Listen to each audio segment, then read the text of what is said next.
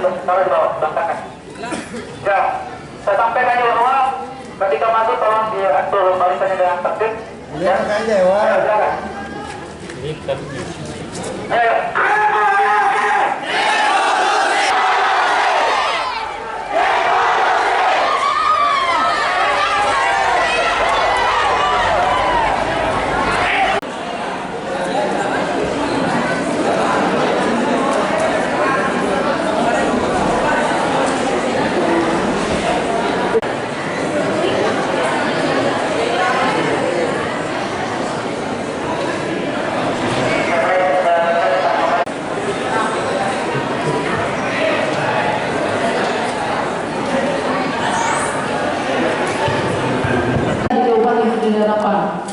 Dan yang kami hormati rekan-rekan jurnalis yang hadir pada hari ini. Warahmatullahi wabarakatuh.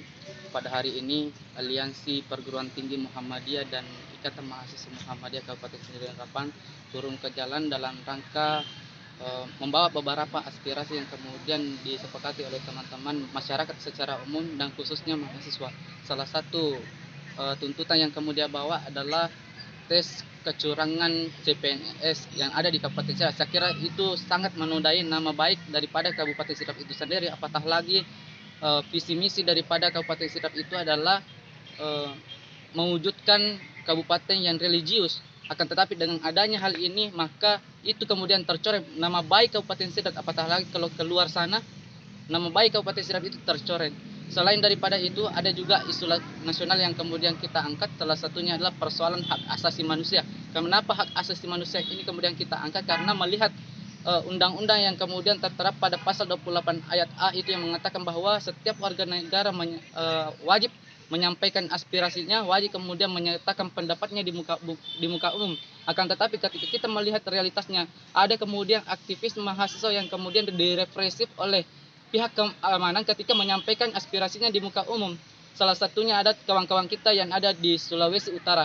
Bahkan ada yang merenggang nyawa. Ini terkait dengan isu kecurangan CPNS ini. Ya, itu tadi.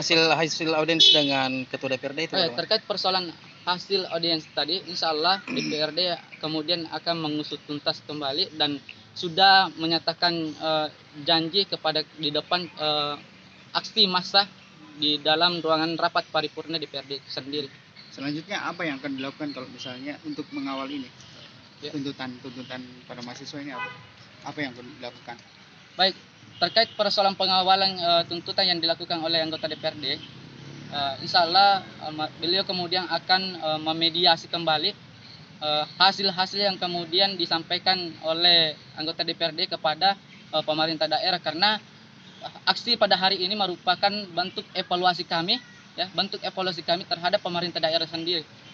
Apa mungkin ada pemanggilan untuk Kadis BKD untuk kecurangan ini di DPRD pada rapat dengar pendapat nanti? Kalau untuk pemanggilannya, insya Allah anggota dewan kita nantinya akan kembali berkoordinasi bersama dengan pihak keamanan untuk memanggil, ya, siapa yang kemudian bertanggung jawab atas semua ini. Terima kasih. Nama lengkap tak?